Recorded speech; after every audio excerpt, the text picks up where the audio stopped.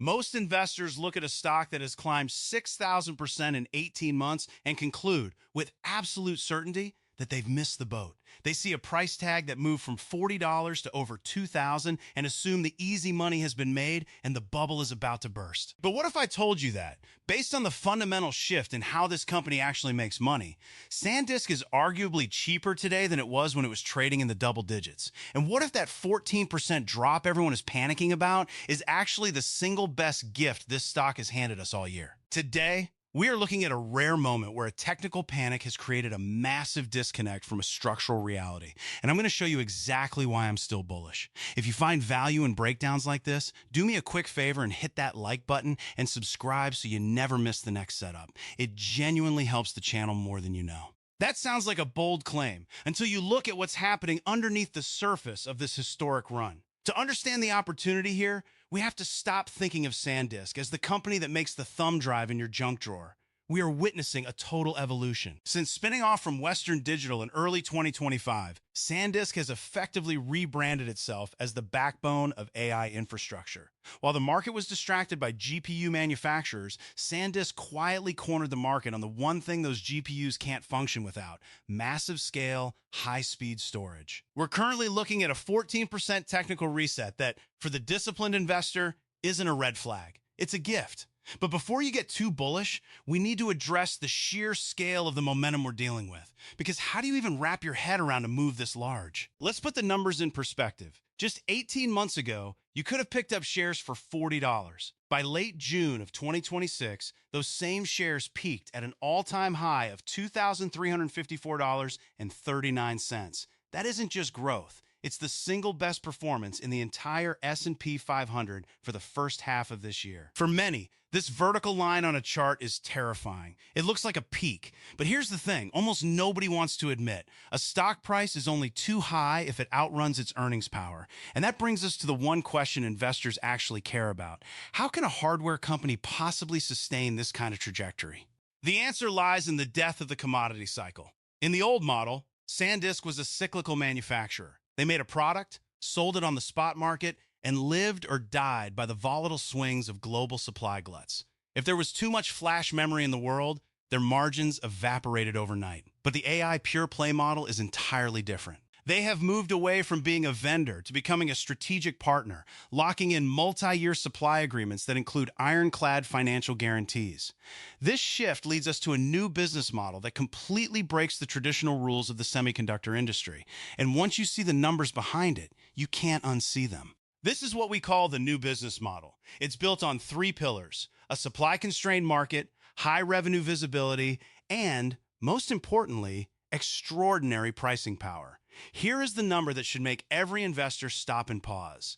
Over the last year, SanDisk's physical shipments remained completely flat, yet their revenue tripled. Think about that for a second. They didn't have to build a single new factory or ship one more box to triple their top line. They simply charged more for the specialized high-capacity enterprise, SSDs, that the AI world is currently starving for. That pricing power is manifesting in financial data that looks more like a Silicon Valley software giant than a hardware manufacturer. So what do those numbers actually reveal when you put them side by side? Look at these third quarter figures. Revenue surged 251% year over year to $6 billion. But the real mic drop moment is the gross margin, sitting at 78.4%.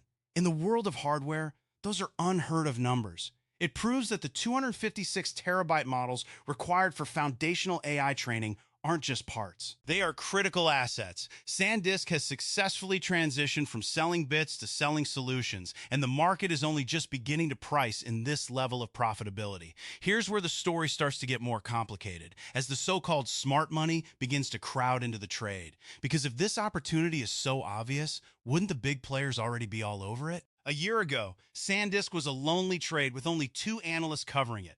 Today, that number has exploded to 29 analysts with a consensus rating of strong buy. Why? Because SanDisk is a scarcity play. If you are a US fund manager and you need direct exposure to AI-focused storage, your options are incredibly limited. The recent addition of SanDisk to the Russell Growth Benchmarks has forced systematic institutional buying that provides a permanent floor underneath the stock price. So if the fundamentals are this strong and the institutions are piling in, you're probably wondering the obvious. Why on earth did the stock just tumble 14%?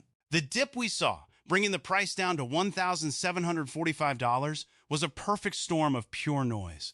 We saw a 10% crash in the South Korean KOSPI, which dragged down Samsung and SK Hynix, creating a contagion effect across the entire memory sector. We also had institutional profit-taking as funds locked in their massive first-half gains to kick off the new quarter. Add in some rumors about OpenAI IPO delays and Meta building internal compute capacity, and you get a purely sentiment-driven sell-off. But notice what is completely missing from that list: any decline whatsoever in demand for SanDisk's products. That disconnect between a temporary price drop and permanent structural demand is exactly why Wall Street's biggest names are raising their targets while everyone else is panicking. And wait until you see just how big the gap really is. Look at the distance between the current price and the expert forecasts. While we are sitting at around $1,745, Susquehanna is looking at $3,250. Bernstein is at $3,000, specifically citing the downside protection offered by those multi-year contracts we just discussed. Even the more conservative mean targets sit comfortably above where we are trading today. The professionals aren't looking at this 14% drop as a warning. They're looking at it as a re-entry point. But to time that entry perfectly, we have to look at the immediate technical hurdles standing in the way. So what is the chart actually telling us right now? Technically, we are in a bit of a tug of war. The long-term bullish alignment is perfectly intact, but the short-term momentum shifted to neutral bearish after we breached the 20-day simple moving average. This is the textbook definition of a technical reset. It's the market simply exhaling after a massive run. And honestly, it provides a much healthier base for the next leg up than if the stock had just kept screaming higher without ever pausing to catch its breath. So what are the specific lines in the sand you need to be watching over the next 5 trading days? Our eyes are on $1,822 and the $1,900 range. These are our primary resistance levels. If we can reclaim $1,900, we clear the 50-day moving average, and suddenly the path to that $2,000 psychological hurdle swings wide open. On the downside, we have a very strong support zone between $1,642 and $1,608. If the stock touches the 100-day EMA in that range, it will very likely be met with aggressive buying, and our ultimate floor sits down at $1,500. But the technicals only tell half the story. The other half is hidden in the options data and the short sellers, and this is where things get genuinely thrilling. This is where it gets exciting for the bulls. Short interest recently jumped 18%, but the days to cover ratio is a measly 1.0. Let that sink in. This means if we get a single positive catalyst, the shorts will be forced to scramble for the exits all at once, potentially igniting a massive short squeeze. And here's the kicker. Looking at the upcoming options chain, while we see some hedging with puts down at $1,000, we see massive, deep in the money calls still remaining active. The big players aren't selling their upside. They're simply buying a little insurance. With all this data finally on the table, let's get tactical with the exact trade setup. So how would you actually approach this? If you're looking for a short-term swing, the entry zone is right here, between $1,745 and $1,765. You're playing for a bounce toward $1,900. A hard stop loss would sit just below that support at $1,642. The catalyst to watch is that upcoming SK Hynix listing. If that goes well and the memory sector stabilizes, SanDisk could reclaim $2,000 faster than most people think possible. But for those with a longer time horizon, the strategy becomes even more compelling. Because what if the real move hasn't even started yet? For the long-term core holding, the play is to scale in anywhere between $1,500 and $1,750. The 12-month target here is a firm $2,500 to $3,000. We are currently sitting in the middle of an AI infrastructure boom cycle that is projected to last at least through mid-2027. And keep your ears wide open for potential stock split news before the year ends. It wouldn't be surprising at all given the share price, and it would likely act as a massive tailwind for retail liquidity. At first glance, this looked like a straightforward growth story, but one final valuation metric makes the entire thesis almost impossible to ignore.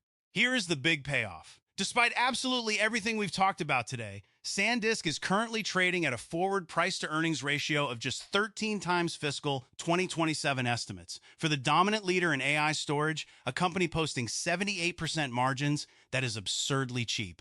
The recent sell-off isn't a reason to run for the hills. It's a reason to lean in. Now, before we wrap this up, I need to be crystal clear with you. Everything shared in this video is for educational and informational purposes only. I am not a licensed financial advisor, and none of this should be taken as personalized investment advice. Every trade and investment carries real risk, including the potential loss of your capital. Please do your own research and consult with a qualified professional before making any financial decisions. With that said, here's my final take. The fundamentals are untouched, the valuation is genuinely attractive, and the AI story is only just getting started. So now I want to hear from you. If you had capital ready to deploy today, would you have the conviction to buy this 14% dip, or would you wait for it to test that $1,500 floor first? Drop your answer in the comments below. I read every single one, and I'd love to know where you stand. And if this breakdown helped, you see this stock in a new light, smash that like button and subscribe so you're here for the next one. I'll see you in the next video.